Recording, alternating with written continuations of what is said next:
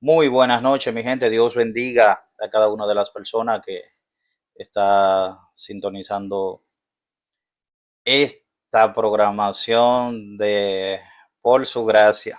Hoy tenemos varios temas, uno que otro tema controversiales. Tenemos el tema hoy del diezmo, que siempre se vive hablando del diezmo. Tenemos el tema de los cabellos largos, si es pecado, si no es pecado.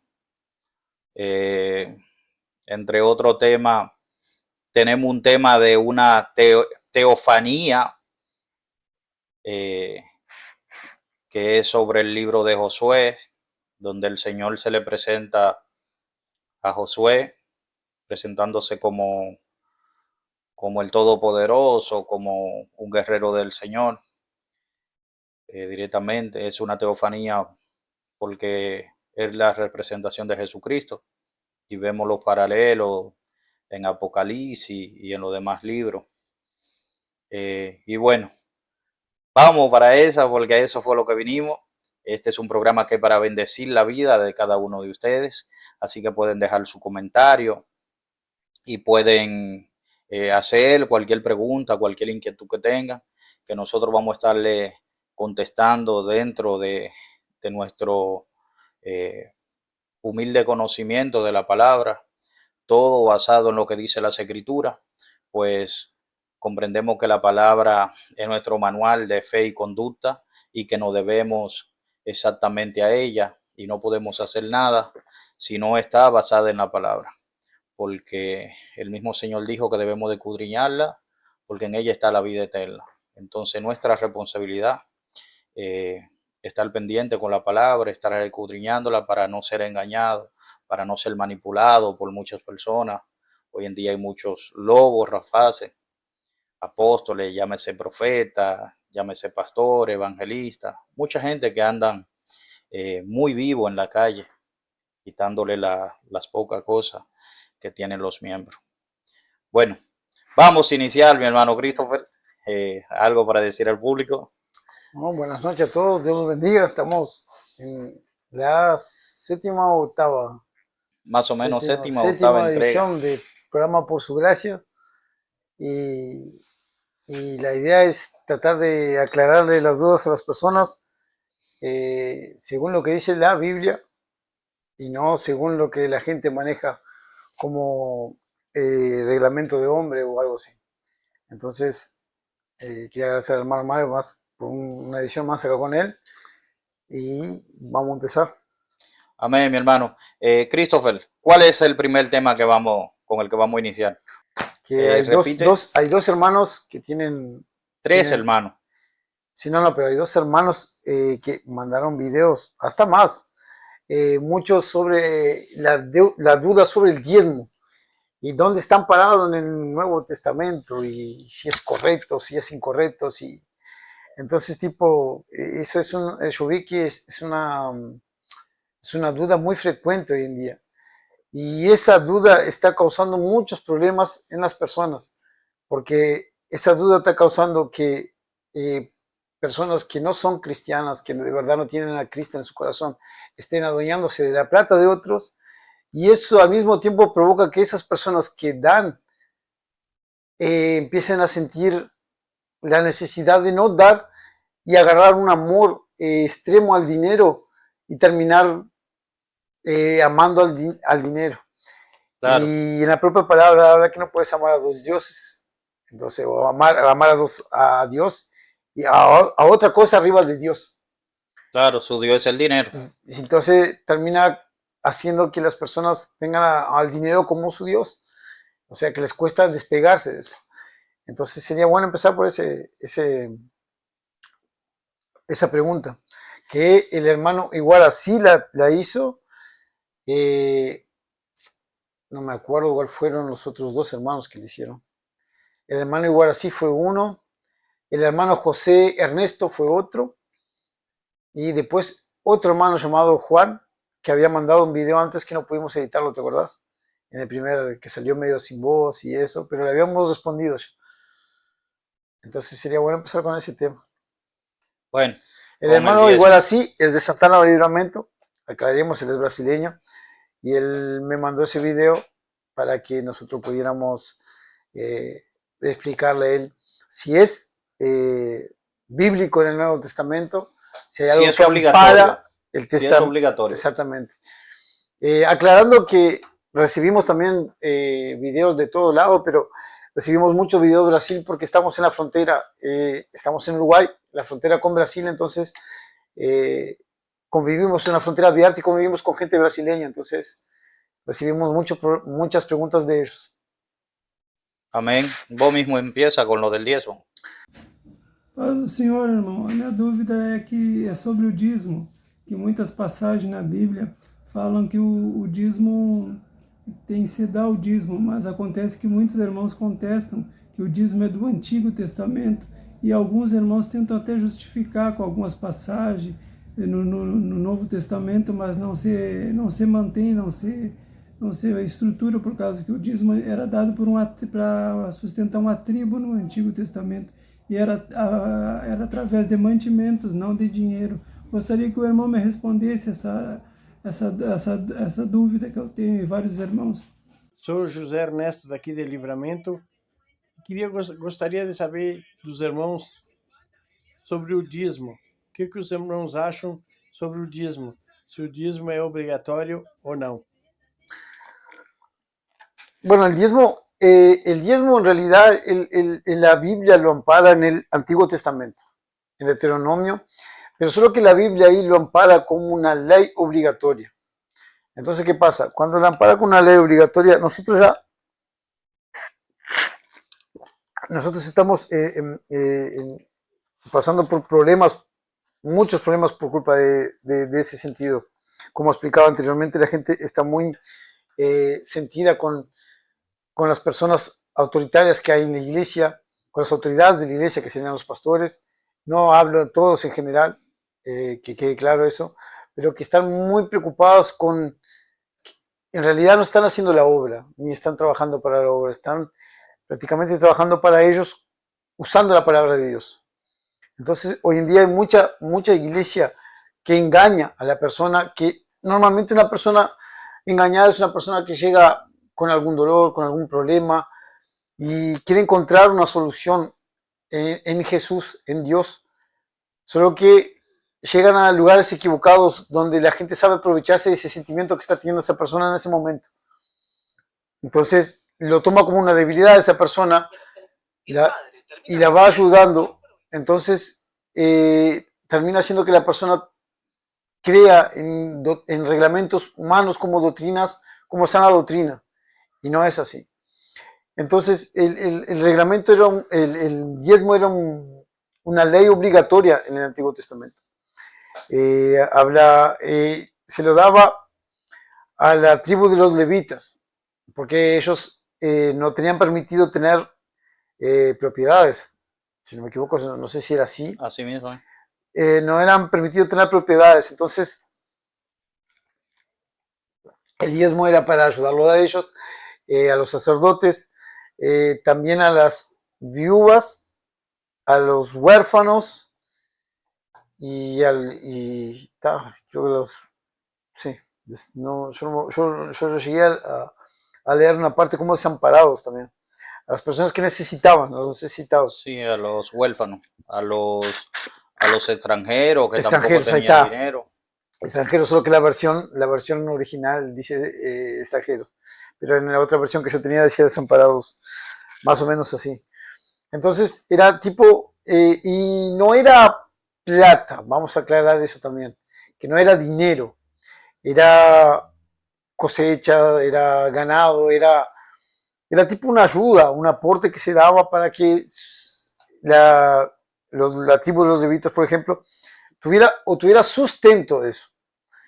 ¿Qué pasa? La palabra sustento habla mucho o sea, mantenerse, no el darse lujos, ni el andar ostentando cosas, como lo hacen hoy en día, que es un error. Mi forma de verlo es un error. O sea, en el Nuevo Testamento no habla de eso, pero Dios incentiva a las personas a ser generosos. Dice que lo des de lo que sientas en tu corazón y de forma alegre, porque Dios ama al dador alegre. Entonces, tipo, si tú frecuentas una iglesia, el diezmo, hoy la palabra diezmo es solo un título. Tú puedes, no tienes, no es algo significativo ni obligatorio darlo. Porque si tú lo das como algo obligatorio, es como si fuera un reglamento eso. Y ya no es algo que lo das de corazón. Ya no lo haces de buena voluntad, ya no lo haces por amor, por generosidad, que es el principio que tiene que ser, ayudar a los demás. E incluso ayudar obviamente, tú, como nosotros hablábamos, tú vas a tu congregación, tú te sientas, usas de la luz de la congregación, usas del agua de la congregación, ayudas obvio que quieres sentarte en un sofá cómodo, en una silla cómoda, que tengan comodidades. Y la ofrenda ayuda a eso. La ofrenda es bíblica en el Nuevo Testamento, en el Antiguo. La ofrenda es una cosa, pero el diezmo es solo un título. Tú puedes, no es necesario que tú des menos que eso, ni más que eso. Puedes dar más que eso y terminar bendecido. Y si no das porque no tienes, o vas a seguir bendecido igual, porque Dios no está mirando eso. No Dios podemos mira, comprar la bendición del Señor. exactamente, Dios mira la actitud que tú tienes, con la intención que tú le estás dando, con el amor que tú le brindas a la persona, con tu generosidad, de la forma que tú quieres ayudar a esa persona. Entonces, bíblicamente en el Nuevo Testamento nada ampara el diezmo, aclaremos, diezmo. El diezmo no es amparado por el Nuevo Testamento, pero sí, ¿cómo es? El dar. Acrecentar que hay que darlo con amor, con alegría y sabiendo que es para ayudar a los demás, porque nosotros venimos acá a servir y esa es nuestra función. Bien. Bueno, el diezmo. Lo primero es que hay que tomar en cuenta lo siguiente. ¿Cuándo se instituyó el diezmo como ley? ¿Por qué? Porque mucha gente toma los versículos de que Abraham diezmó a Melquisedec. Sí, pero Abraham diezmó, fue donde Melquisedec, que era el rey de Salem, y Abraham diezmó de lo que él ganó, del botín de guerra. No fue de lo que Abraham tenía, sino del botín de guerra, dice la palabra. Entonces, lo primero es que como ley, el diezmo se instituye en Deuteronomio 14, del 22 al 29. Y ya que vamos a hablar de diezmo, tenemos que saber qué era el diezmo y para qué era el diezmo, cuál era la razón del diezmo, cuál era la necesidad de que se diezmara, cuál era el objetivo con ese diezmo. Todos tenemos claro de que los levitas fue la única nación, el único grupo al que Dios no le dio heredad, ni a la familia de Aarón. Ellos eran los sacerdotes y eran los levitas. Por ende, el diezmo hay que aclarar que no lo podía tocar nadie más que los levitas y los sacerdotes como ley. Ni siquiera se le instituía, se le pedía diezmo a los extranjeros, todo lo contrario. Los extranjeros, los gentiles, se beneficiaban del diezmo.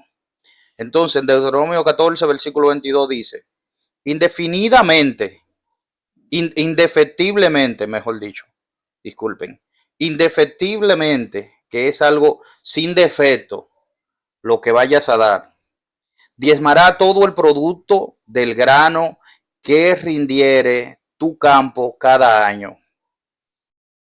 Y comerá delante de Jehová, tu Dios, en el lugar que escogiera,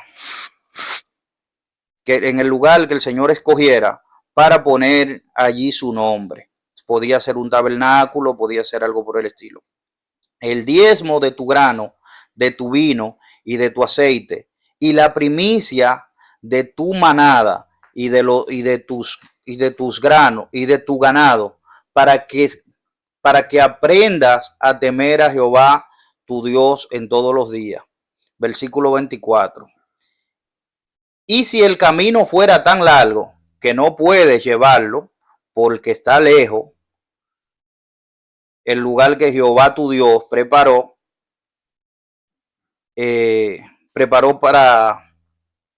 para poner allí su nombre, cuando Jehová tu Dios te bendijere. Ay, lo que pasa es que tengo esto todo marcado y estoy viendo todo mal. Entonces lo venderá.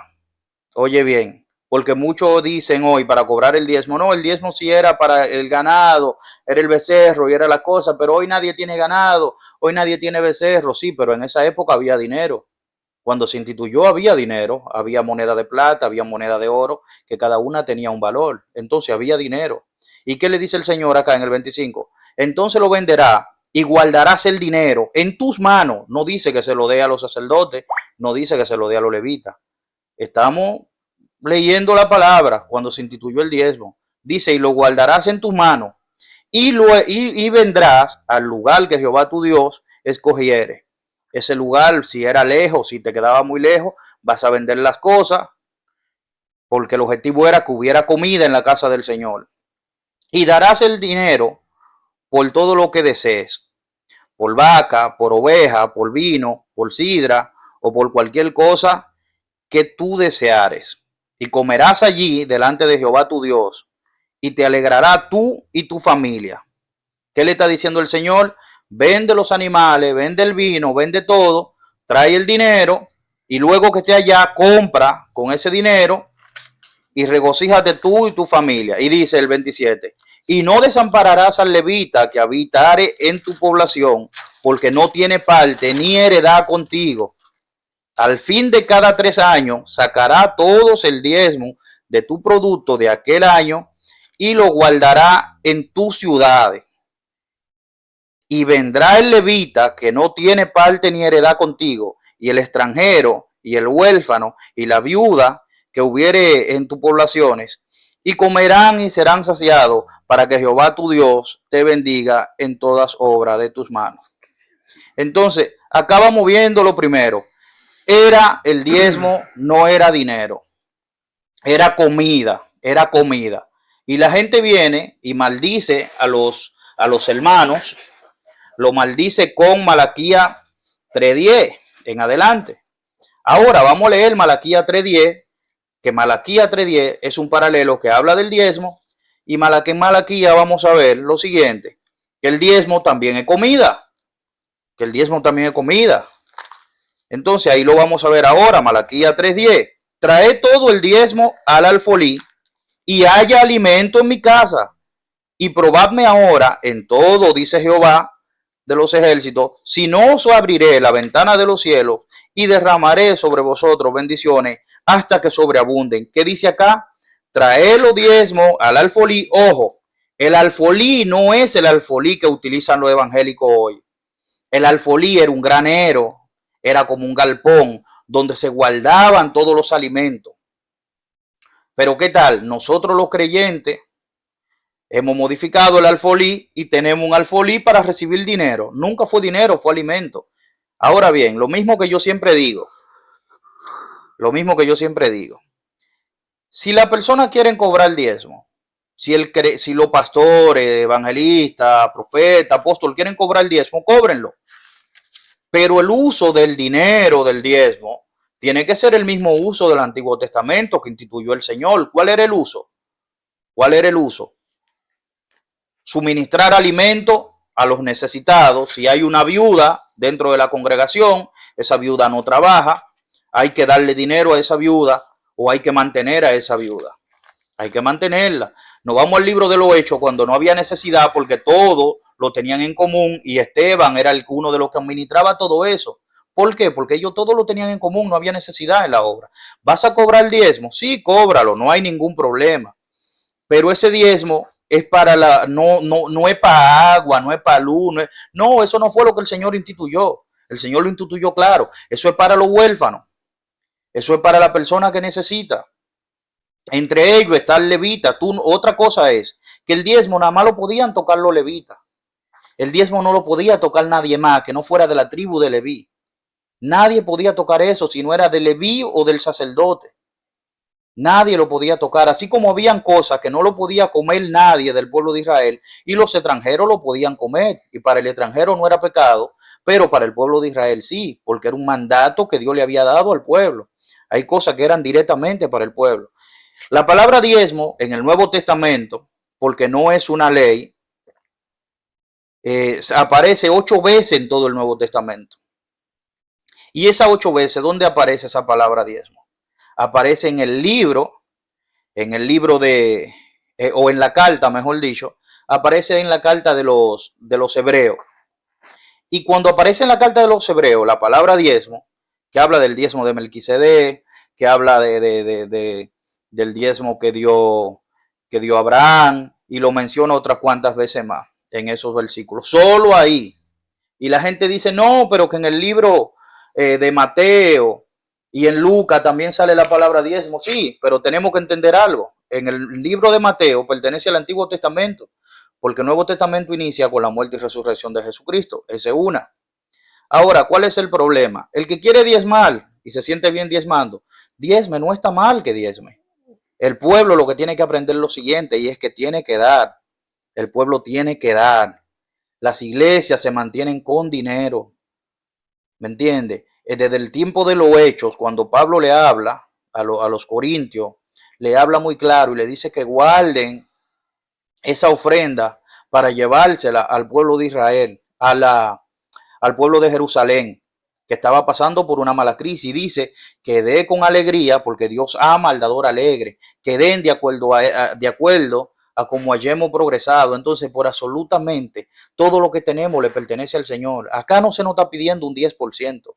Acá se nos está pidiendo que demos de acuerdo a como hayamos progresado. Entonces, en Mateo 23, cuando tomamos Mateo 23 para justificar de que Jesús dijo de que era bien que diezmaran, que hicieran una cosa sin dejar de hacer la otra, tomemos en cuenta que Jesús dijo que él no vino a abolir la ley. Y el diezmo era una ley. Jesús tenía que cumplir con toda esa ley para enseñorearse y poder venir con el nuevo pacto, que todo se cumplía en él, en su muerte y resurrección. Pero dense cuenta que nadie impuso, ninguno de los judíos, ni Pablo, ni el mismo Jesús, ni ninguno exigieron el diezmo. ¿Por qué no lo exigieron? Porque para los judíos era claro que el diezmo solo lo podían tocar los sacerdotes y los levitas. Nadie podía tocar eso. Todavía vamos a Mateo 23 y vemos, y nada más le hacemos énfasis al versículo 23 cuando dice, ay de vosotros, escribas y fariseos, hipócrita, porque diezmáis la menta y el comino, y dejáis la menta, el comino y el enaldo, y dejáis lo más importante de la ley, que es la justicia, la misericordia, la fe, y es necesario hacer una cosa sin dejar de hacer la otra. Ojo ahí, ¿a quién le está hablando Jesús? A los escribas y los fariseos. Habían sacerdotes que recibían el diezmo. Los escribas y fariseos diezmaban. Los sacerdotes y los levitas recibían. No lo podía recibir nadie más, porque habían sacerdotes y habían levitas, y eran los únicos que podían tocar el diezmo. Ahora, ¿estoy diciendo yo con eso que el cristiano no debe de dar? No, lo que yo estoy diciendo es que el cristiano tiene que dar de acuerdo a cómo haya progresado. Y eso no se trata de un 10%. El creyente que murió y resucitó con Jesucristo y es un cristiano verdadero, tiene que entender de que el diezmo no es lo importante, que lo importante es saciar la necesidad que hay en el pueblo. Y si vos puedes dar un 50%, porque tú con un 50% de lo que tú consigues, tú vives bien, estás bien y resuelves tu problema, saca ese 50% y dalo a la obra. Ahora tú tienes que saber a quién lo da. ¿Para qué se está usando ese dinero? Porque el dinero tenía un objetivo. En el libro de los Hechos ellos tenían todo en común y no había necesidad, porque ellos saciaban la necesidad con el dinero que entraba. Entonces, usan Mateo 23, pero se olvidan de lo siguiente, que Mateo 23 yo lo catalogo como el ay, como el lamento. Porque no tan solo eso, Jesús lo acusa a ellos de sepulcro branqueado, lo acusa de hipócrita, lo acusa de mentiroso, lo acusa de ladrones. Jesús lo acusa a ellos y eso es ay, escribas y fariseos, y ay, escribas y fariseos, y ay, escribas y fariseos, y ay, escribas y fariseos.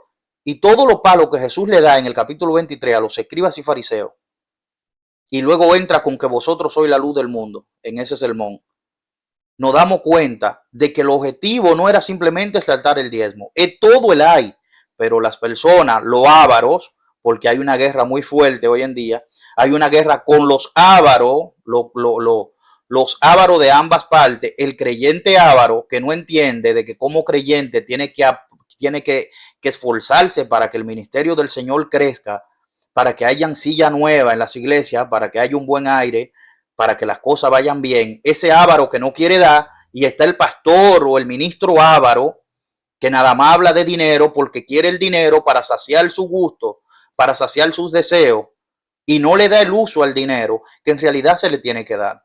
Y hoy en día hay una guerra entre esas dos ramas de avaricia, dos ramas de amor al dinero. Con Malaquías 3:10 no se puede maldecir a nadie porque la gente, el pueblo de Israel, en ese momento diezmaba. Pero cuando acá en Deuteronomio, el versículo 1, dice indefectiblemente, sin defecto, tenían que diezmar, tenían que dar. Acá en Malaquías 3:10 daban con defecto. Esos alimentos que ellos daban con defecto, el cabrito enfermo que luego se moría, no daba para alimentar a las personas y a los necesitados. La oveja tuerta, el pan casi dañado, eran cosas con defecto. Ellos no dejaron de diezmar, lo que no estaban diezmando bien, no estaban dando con defecto, no estaban dando con amor. Entonces, yo digo que el que quiere instituir el diezmo, bíblicamente hablando, como ley, tiene que cumplir la ley y tomar el diezmo y llevarlo exactamente donde tiene que llevarlo. Tiene que usarlo para lo que la Biblia dice que se tiene que usar. Si te dio el dinero porque te queda lejos, entonces ese dinero inviértelo en comida, inviértelo en ropa, inviértelo en alimentos y dáselo a lo más necesitado de ese, porque eso es lo que dice la palabra en Deuteronomio. Que la persona que va a diezmar venda las cosas, tome el dinero, compre los alimentos y se lo dé a los necesitados. Entonces se está hablando de comida, no de dinero. Y de ayudar a los demás. Y de ayudar a los demás. Ahora, ¿qué es lo importante acá? Es el dar. El apóstol Pablo lo dice claro. Cada uno dé como se propuso en su corazón. Y cuando usted y yo nos ponemos a analizar que todo lo que tenemos es de Dios, como dice el rey David, que todo lo que tenemos le pertenece al Señor, por regla nosotros lo que somos administradores. Si tú puedes dar un 200%, da un 200%. Si tiene las condiciones de darlo, pero darlo con amor, no porque alguien te esté sofocando, porque alguien te esté poniendo, te esté maldiciendo, te esté manipulando. Si tú puedes dar un 50%, da un 50%. Si tú puedes dar un 20%, da un 20%. Si puedes dar un 10%, da un 10%. Acá lo importante es que tú y yo como creyentes debemos de entender que somos parte del cuerpo de Cristo. Y si somos parte del cuerpo de Cristo, debemos de suplir las necesidades que tiene el cuerpo.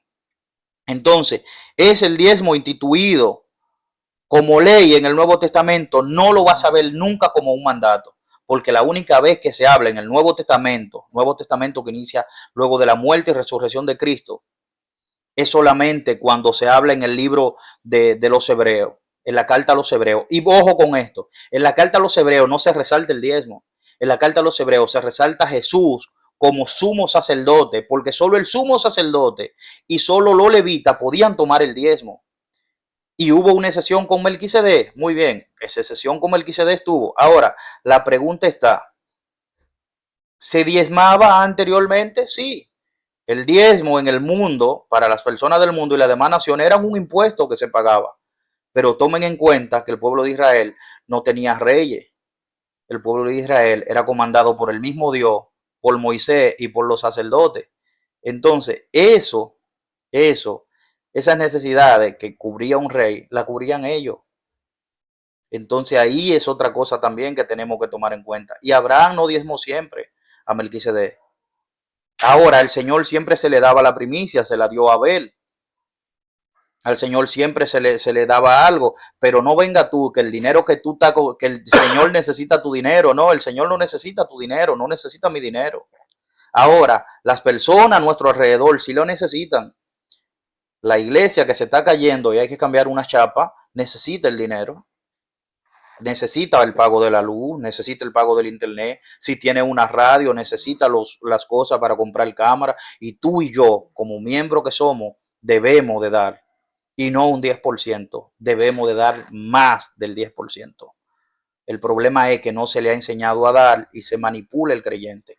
Y tú y yo como creyentes debemos de ser dadores alegres, porque todo lo que tenemos viene de Dios. Y Él nos da, no es para que nosotros nos quedemos con las cosas, sino para que nosotros bendigamos a los demás, para que nosotros seamos objeto de bendición, no para quedarnos con nada. Dios te bendiga, Dios te guarde. ¿Es el diezmo para el Nuevo Testamento instituido como ley? No, no es instituido como ley, pero sí es una ley y es una obligación que tú como creyente y yo como creyente demos y aportemos para el reino de los cielos. No un 10%, yo estoy de acuerdo que debe de ser más, un 20, un 15, un 30, un 50 y hasta un 100 si es posible. Si usted puede dar un 90 porque usted vive bien con un 10%, mucho mejor. El Señor eso se lo va a tomar en cuenta. Seguimos, Christopher. ¿O tienes algo que agregar? No, nada más que era eso todo que hablaste. El diezmo es simplemente lo que se habla. El diezmo es un título, no es que sea necesario, no hay eso de poner un papelito y decir diezmo y poner tu nombrecito, eso no tiene nada que ver. Se trata de dar para Dios, o sea, en realidad no es dar porque todo lo tenemos gracias a Él, así que es ayudar a los demás. Dios te va a bendecir y vos bendecís al demás y eso es una corriente que se va esparramando. Y a la gente que se olvide del amor al dinero, a los pastores que usan al creyente como lo tienen como un bobo agarrado en esa cosa del diezmo, que empiecen a darse cuenta que no es así y trate de predicar la verdad mientras hay tiempo. Y a la gente que no quiere dar porque ama más al dinero que a cualquier otra cosa, que empieza a soltar eso porque el dinero Es la raíz de todo mal. Es la raíz de todo mal. Así que como creyentes, con esto no estamos diciendo que no den, todo lo contrario, tienen que dar, tienen que dar. Ahora, no es una obligación el diezmo porque no lo puede cobrar nadie que no sea levita y sacerdote. Pero que el apóstol Pedro dice que Pedro dice que nosotros somos real sacerdocio. Sí, pero no me lo saque del contexto. Cuando habla de real sacerdocio, está hablando de que nosotros somos los encargados de llevar a las demás personas. No es que nosotros somos levitas para cobrar diezmo ni nada. No, porque que hay que hacer una cosa sin dejar de hacer la otra, sí. Pero fíjate que Pablo nunca exigió diezmo, porque Pablo no era levita. Los israelitas sabían quiénes podían tocar las cosas y quiénes no. Pero nosotros los gentiles hoy en día, habemos mucho avaro, o hay mucho avaro, mejor dicho, que lo que quieren es eso. Y hay muchos tacaños que no quieren colaborar con la obra. Y los dos van a ser juzgados de una forma brutal delante de la presencia del Señor. Brutal, brutal, brutal. Así que dé todo lo que usted pueda, délo con alegría. La segunda, Christopher. ¿Cuál sería la segunda? Bueno, empezá vos ahora con el asunto de a quién se le presentó Dios. ¿A quién se le presentó Dios? Hubo un hermano que dijo cómo fue. Marcelo, sí. El hermano Marcelo de Rivera. El hermano Marcelo. El hermano Marcelo, ¿cómo era que decía? Buenas tardes, mi nombre es Marcelo. La pregunta sería, ¿cuándo en el Antiguo Testamento nos dice que Jesús vino a la tierra y se presentó como príncipe del ejército de Jehová y a quién? Gracias. Dice, ¿a quién se le apareció Dios? ¿En qué parte del Antiguo Testamento Jesús se presentó como el príncipe del ejército del Señor? ¿Y a quién? Bueno, hermano, esa lectura bíblica se encuentra en el libro de Josué, Josué capítulo 5, versículo 13 al 15. Yo lo leo. Y es tomado como una teofanía. Yo lo leo para que la gente también entienda un poco de lo que quiere hablar. Josué 5:13 al 15. 5:13. Josué y el varón con la espada desenvainada. Estando Josué cerca de Jericó, alzó sus ojos y vio un varón que estaba delante de él, el cual tenía una espada desenvainada en su mano. Y Josué, yendo hacia él, le dijo: ¿Eres de los nuestros o de nuestros enemigos? Él respondió: No, mas como príncipe del ejército de Jehová he venido ahora. Entonces Josué, postrándose sobre su rostro en tierra, le adoró y le dijo: ¿Qué dices, mi señor, a su siervo? ¿qué dice mi señor a su siervo? Y el príncipe del ejército de Jehová respondió a Josué, quita el calzado de tus pies, porque el lugar donde estás es santo. Y José así lo hizo. Bien, lo primero que tenemos que resaltar que esto es una teofanía o una cristofanía, mejor dicho. El ángel de Jehová era representado por Jesucristo en el Antiguo Testamento. Por eso hay veces que hay personas que oran y hacen unas oraciones hacemos oraciones tan bobas, de verdad, como tanto sin sentido. Oh, porque el ángel de Jehová acampa alrededor de los que le temen. El ángel de Jehová ya vino, murió y resucitó al tercer día por ti y por mí. Ese ángel de Jehová era Jesús. Era una cristofanía eso. Entonces ya está de más, porque hoy en día tenemos el Espíritu Santo de Dios entre nosotros, viviendo con nosotros. No es necesario clamar al ángel de Jehová, que ya vino, murió en la cruz y resucitó al tercer día. Ahora bien, eso es lo primero. Acá vemos claro que es una cristofanía. ¿Por qué es una cristofanía? Una representación de Cristo. ¿Por qué? Bien, Josué en el versículo 13. En el versículo 13 habla bien claro. Ahora bien, hay una cosa acá que podemos ver en el versículo donde Josué adora. Ninguno de los ángeles, cuando ellos venían a dar un mensaje, permitían que se le adorara. Solo el ángel de Jehová, que era el mismo Jesús. Cuando nos vamos al libro de Apocalipsis, buscando un paralelo, el paralelo de Josué es 15, vemos acá en Apocalipsis 22, versículos 8 y 9. Vamos a ver en el libro de Apocalipsis 22, 8 y 9. Yo, Juan, soy el que oyó y vio estas cosas, y después que las hube oído y visto, me postré para adorar a los pies del ángel que me mostraba estas cosas. Pero él me dijo, mira, no lo hagas, porque yo soy consiervo tuyo, Exacto. De tus hermanos los profetas, y de los que guardan las palabras de este libro. Entonces, adora a Dios. Entonces, un ángel normal no permitía ser adorado, porque la adoración solo era para Dios. Entonces, vemos acá otro paralelo, hablando de quite la sandalia de tu pie, que está en Éxodo 3, versículo 5, que es cuando, no hay ni que buscarlo porque todo el mundo lo sabe de memoria, cuando Moisés y la salsa, el Señor le dice claramente que deje, dijo, que no quite, te acerques, quita tu calzado de tus pies, porque el lugar en que estás, tierra santa es. Exacto. Ahora bien, si vamos a Apocalipsis 19, estamos buscando los paralelos, por eso la importancia de cumplir con las reglas y normas de interpretación. Apocalipsis 19, versículo 11 y 16. Entonces vi el cielo abierto, y aquí un caballo blanco, y el que lo montaba se llamaba Fiel y Verdadero, y con justicia juzga y pelea. ¿Voy hasta el 16? Sí. Sus ojos eran como llama de fuego, y había en su cabeza muchas diademas, y tenía un nombre escrito que ninguno conocía sino él mismo. Estaba vestido de una ropa teñida en sangre, y su nombre es el Verbo de Dios.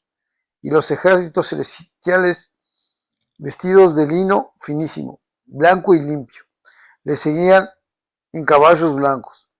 De su boca sale una espada aguda para herir con ella a las naciones, y él las regirá con vara de hierro. ¿Viste? Entonces ahí está más claro en el paralelo que ese hombre, esa persona que se le apareció a Josué, es el mismo Jesús, porque todos estamos claros acá. Comprendemos que en Apocalipsis 19, 11, del 11 en adelante, el 17 más o menos, 16, habla claramente de quién era esa persona. Esa persona estaba teñida de sangre por su muerte en la cruz del Calvario.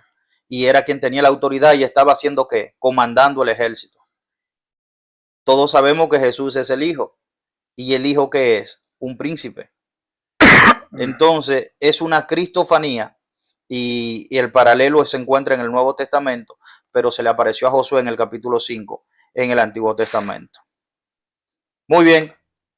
¿Algo que agregar, Christopher? No, iba a usar el paralelo de Apocalipsis 22, pero ya lo hiciste, o sea, Apocalipsis 22.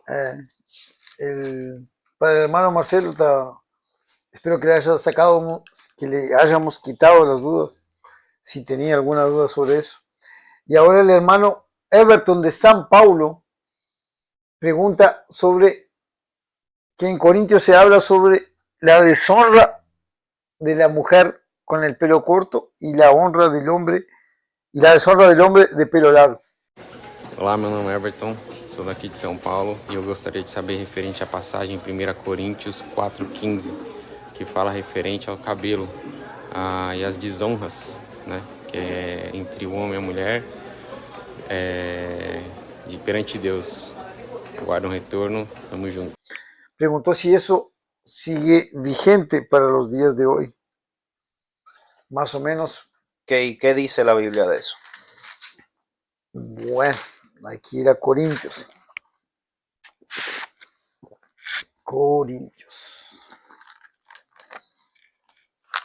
Para leer lo que el hermano estaba planteando, ¿no? Y claro, hay que ir directamente a la palabra. Primera de Corintios 11. Bueno, voy a medio que alargarlo acá, leyendo un poquito y después vamos a la... Agravio de las mujeres. Os alabo, hermanos, porque en todo acordáis de mí y retenéis las instrucciones tal como las entregué. Pero quiero que sepáis que Cristo es la cabeza de todo varón, y el varón es cabeza de la mujer, y Dios es cabeza de Cristo. Todo varón que ora o profetiza con la cabeza cubierta afrenta su cabeza. Pero toda mujer que ora y profetiza con la cabeza descubierta afrenta su cabeza, porque lo mismo es que si se hubiese rapado, Porque si la mujer no se cubre, que se corte también el cabello. Y si le es vergonzoso a la mujer cortarse el cabello o raparse, que se cubra. Porque el varón no debe cubrirse la cabeza, pues es imagen y gloria de Dios, pero la mujer es gloria del varón. Porque el varón no procede de la mujer, sino la mujer del varón. Y tampoco el varón fue creado por causa de la mujer, sino la mujer por causa del varón. Por lo cual, la mujer debe tener señal de autoridad sobre su cabeza, por causa de los ángeles. Pero el Señor ni el varón es sin la mujer. No, pero en el Señor ni el varón es sin la mujer, ni la mujer sin el varón. Porque así como la mujer procede del varón, también el varón nace de la mujer, pero todo procede de Dios. Juzgad vosotros mismos. ¿Es propio que la mujer ore a Dios sin cubrirse la cabeza? La naturaleza misma nos enseña que el varón le es deshonroso dejarse crecer el cabello. Viste en el versículo 5, me parece que dice vergonzoso a la mujer. Pero toda mujer que ora y profetiza con la cabeza descubierta afrenta su propia cabeza. No. Me parece donde acá en el 3 creo. En el 3. Cristo cabeza, no. No. Todo varón que ora y profetiza la cabeza, no. Porque si la mujer no se cubre, en el 6 es, en el 6. Que se corte también el cabello. Y si le es vergonzoso a la mujer cortarse el cabello o raparse, que se cubra. Ahí está claro de que es cuando vamos a la traducción, el deshonroso es vergonzoso, cuando habla de deshonra está hablando de vergüenza. Bueno, y también, o sea, en realidad hay que tomar muchas cosas para hablar acá. Y resulta que en la iglesia de Corintios, en el pueblo de Corintios, o sea, el 70-80% de las mujeres eran, ¿cómo es? Eran mujeres de la vida alegre. Exactamente. Yo no quería decir una palabra mía. Sí, mujeres de la vida alegre. Está. Y resulta que ellos dormían incluso con los propios, las propias personas que frecuentaban la sinagoga.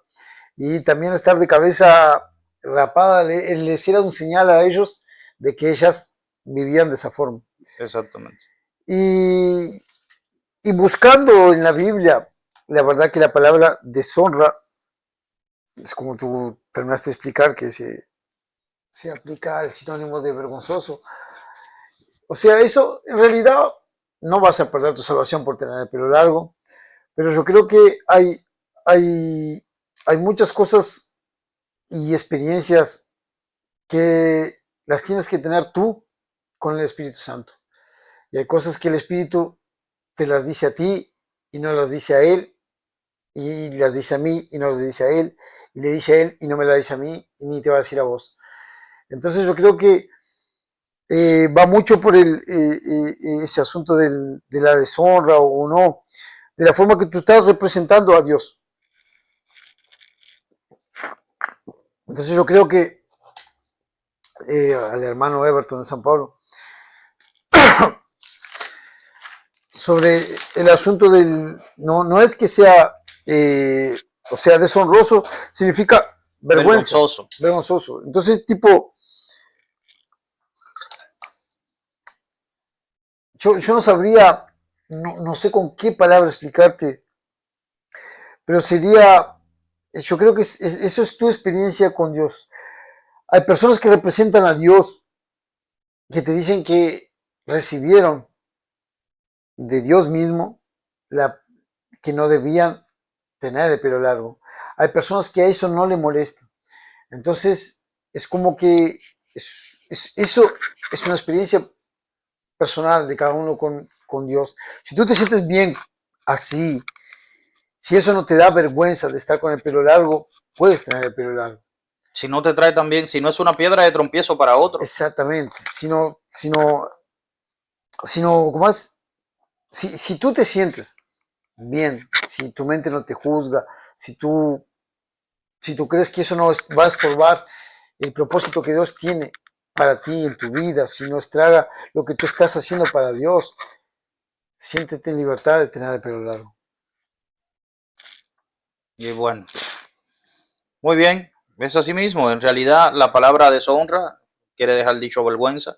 Hace un rato hablaba con Christopher eso mismo. Le es vergonzoso a un hombre andar todo lleno de barba y sin arreglar. También es una deshonra para un hombre andar así. Le es deshonroso a un hombre andar prácticamente desnudo. A un creyente le es deshonroso andar en la calle exhibiéndose. Eso también es una deshonra. Vemos la desnudez de los hijos de Noé cuando vieron a Noé desnudo. Eso fue una deshonra. Entonces, cuando nos vamos a la palabra deshonra, vamos a darnos cuenta de que Pablo le hablaba directamente a los corintios, y es algo relativo porque hay que tomar en cuenta lo siguiente: ¿hasta dónde el cabello está largo? Eso es otra cosa, porque es posible que para unas personas el cabello largo, por ejemplo, de donde yo vengo, el cabello largo es tenerlo un poco más por encima de donde yo lo tengo, ya es largo. Ya Como es lo tengo largo. yo más o menos. Ya así es largo, y entonces sería deshonra. Y al hermano explicarle que, o sea, la palabra vergonzoso, porque él tendrá que saber también, la palabra vergonzoso viene de esa palabra deshonroso. En el latín la palabra deshonroso procede de la palabra deshonestus, que significa deshonesto o indecente, también vergonzoso o indecoroso o indigno. Todos esos son, ¿cómo es? Son etimología. Exactamente.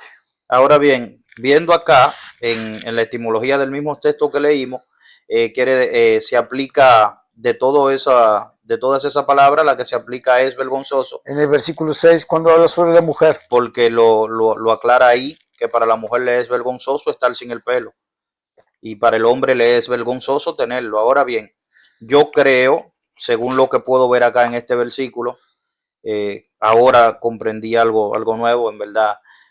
No fue que lo descubrí porque siempre estuvo ahí, no, pero una iluminación, no fue una revelación, sino una iluminación, porque siempre estuvo ahí escrito. En ese versículo habla bien claro que para el hombre le es deshonroso tener el pelo. Ahora, ¿hasta dónde es que la mujer tiene el pelo largo? Acá no se está hablando de tener un poco de pelo, porque los israelitas tenían el pelo, tenían pequeño afro. Todavía hasta la fecha de hoy siguen utilizando su pequeño afro. y para ello no es una deshonra. En ese sentido, porque no es tan largo. Ahora, después que el pelo pasa, pudiera yo decir en mi ignorancia, después que el pelo pasa del hombro, ya es un pelo de mujer, ya es un velo. ¿Hasta dónde cubre un velo? Porque también se utiliza la palabra velo. Entonces, el hombre no puede orar con velo y la mujer no debe orar sin el velo, porque a la mujer se le dio el cabello en lugar de velo. Entonces, vemos acá, ¿cuál es el largo de un velo? Por un estudio etimológico que había, explicaba que las mujeres no pueden tener el pelo acá atrás de la oreja corto ya, porque dice que eso de atrás, para si una persona va caminando de atrás, no te muestra quién puede ser, no puedes saber la diferencia entre un hombre o una mujer. Eso es un estudio etimológico que yo tenía ya en casa, que no quise meterlo acá, no quise traerlo para... Pero viste ahí, entonces es una diferencia clara. ¿Hasta dónde el hombre tiene el cabello largo? Entonces, si es como un velo, no se está hablando de cómo vos tenés el cabello al nivel que vos lo tenés. Se está hablando de un pelo que sobrepasa los hombros. Que te cubra el rostro. Que te cubra el rostro. Entonces, ahí, esa es la deshonra de cual Pablo habla, o la vergüenza. Así como vuelvo y repito, le es vergonzoso también a un hombre andar todo sucio. Es una vergüenza, un representante del Señor, un representante de los cielos, andar todo sucio. Yo le voy a contar algo, lo mismo que Christopher decía. Yo me estaba dejando crecer el pelo, ya estaba bastante largo, ya si lo tomaba me bajaba acá a la frente, me cubría ya la frente cuando si me peinaba para adelante. Ahora bien, en un momento de oración, el Espíritu me confrontó y me dijo lo siguiente, tenés que quitarte el pelo. Yo no lo contradije, simplemente dije, pero ve acá, Señor, ¿es pecado tener el pelo largo? No. Y el Espíritu me habló claro, aquí no se está hablando de pecado. Se está hablando de que lo que yo quiero que tú hagas, yo te necesito bien representado. Te necesito bien, que tu presencia sea bien para lo que voy a hacer contigo. Entonces yo dije, bueno, Señor, no hay ningún problema. Como para mí el tener cabello o no tener cabello no significa nada. Más significa cualquier cosa que pueda hacer por el reino. Fui al peluquero y me corté el cabello al instante. Lo recibí hoy en una oración de madrugada y al otro día fui y me corté el pelo, lo más normal. Fue algo que el Señor trató, el Espíritu trató directamente conmigo, algo que yo tenía que hacer por el ambiente en el cual me voy a mover. Ahora bien, con esto no quiero implementar una doctrina, fue lo que aconteció conmigo. Una experiencia. Fue mi experiencia, ¿no? Ahora, ¿es pecado? No, no es pecado. Si hubiese sido pecado, el apóstol Pablo lo dice ahí mismo, como señala todos los pecados. Aparte hay que ver en el contexto que se encontraba, la situación que se encontraba. En aquel momento, como se explica en la iglesia de Corintios, había muchas, o sea, en el pueblo de Corintios había muchas mujeres de la vida. Y esas mujeres, incluso dice que cuando ellas se sometían tenían una pareja, se casaban, se sometían, ellas usaban el velo para entrar tenían el pelo corto, pero usaban el velo hasta tener el pelo largo. Claro. Para mostrar que estaban sometidas a la autoridad de un hombre, o sea, estaban casadas. Entonces, tipo, en aquella época, las mujeres de la vida usaban el pelo corto, rapado. Entonces, justamente era para identificarlos. Para identificar unas personas de la otra, para que no fueran confundidas con mujeres de la vida alegre cuando andaran en la calle caminando. En aquella época. Exactamente. Pero también, si nos vamos a la etimología griega, o como se manejaban los griegos, también ellos tenían ciertos sentidos de que habían hombres, muchos hombres, que también se inclinaban por el otro lado. Sí, exactamente. Entonces, todo eso son puntos que hay que tomar en cuenta. Aparte de eso, que hasta dónde, como dije ahorita, el cabello era largo para ellos y hasta dónde es largo para nosotros. Dejaba el hombre afeminado, con una postura afeminada. Exacto. Entonces, son cosas, y es como dice Pablo, le es vergonzoso, es una vergüenza. Pablo no está diciendo que se va a perder o que se vaya al infierno. Era un pensamiento que lo decía claro, mira, le es vergonzoso, la misma naturaleza lo dice. ¿Por qué? Porque a la mujer se le dio el pelo como velo y al hombre todo lo contrario, pero el hombre no necesita un velo. ¿Me entiende? Entonces, la palabra es clara en cuanto a ese sentido. Ahora, como digo, ¿te vas a ir al infierno por eso? No, no te vas a ir al infierno por eso. Ahora, si el espíritu trata contigo y, y te pones en contra del espíritu cuando el espíritu te exige algo, no tan solo lo del cabello, puede ser cualquier otra cosa que estés haciendo, que sea contra el espíritu, como dice la palabra en el libro de Gálatas, que los deseos de la carne son contra el espíritu y los del espíritu son contra la carne. Cuando el espíritu tiene un deseo para ti y te dice tiene que hacerlo, y tú contradices ese deseo por tu carne, por tu ego, porque dice no, no me lo puedo quitar, o buscas una excusa para no quitártelo, y ya cuando el espíritu te está hablando a través de personas o a través de ti mismo, porque el espíritu mora con nosotros, y no lo hacemos, entonces ahí ya vamos contra el espíritu y le damos cabida a los deseos de la carne. Christopher. No, nada más. Espero que le hayamos quitado las dudas al hermano Everton de San Paulo. Quisimos buscar un paralelo, pero no conseguimos paralelo. Yo mismo no conseguí un paralelo, lo que da a entender que cuando no hay paralelo sobre una palabra, como todas las palabras que hemos buscado, la Biblia es su propio intérprete y podemos ver la interpretación en el contexto, podemos ver la interpretación en los versículos paralelos, podemos ver la interpretación en el escritor, quién escribe, quién es el receptor. Ahí podemos ir viendo más información detallada, el contexto histórico, a quién se le escribe, la situación que se estaba viviendo en el momento. Y todos estamos claros que la situación de los corintios era bien complicada. Tenían muchos problemas con la comida, con la bebida, en ese sentido también. Pero nos damos cuenta de que esa carta o esas enseñanzas Pablo no se la llevó a las demás iglesias. Eso significa que el problema simplemente estaba en los corintios, lo más seguro por eso mismo, por el asunto de que terminaban siendo medio afeminados los hombres y había que poner también un alto en ese sentido, así como con las mujeres. Había que marcar la diferencia entre una línea y otra. Entonces, muchas bendiciones, hermano. Pueden dejar su comentario, pueden mandar su Preguntas, pregunta, videos. los videos, cualquier inquietud que tengan de algo de la palabra. Nosotros no es que somos los que más saben, pero si hay algo que vamos a hablar, siempre va a ser con las escrituras. No vamos a decir nada de lo que nosotros creemos, de nuestras propias experiencias, porque de lo contrario tendríamos que escribir una nueva Biblia. Y ya toda la palabra está ahí, está revelada y está en nuestro poder y en nuestras manos para que nosotros nos dejemos guiar por ella. Dios bendiga, Dios le guarde. Esto fue por su gracia y será hasta la próxima.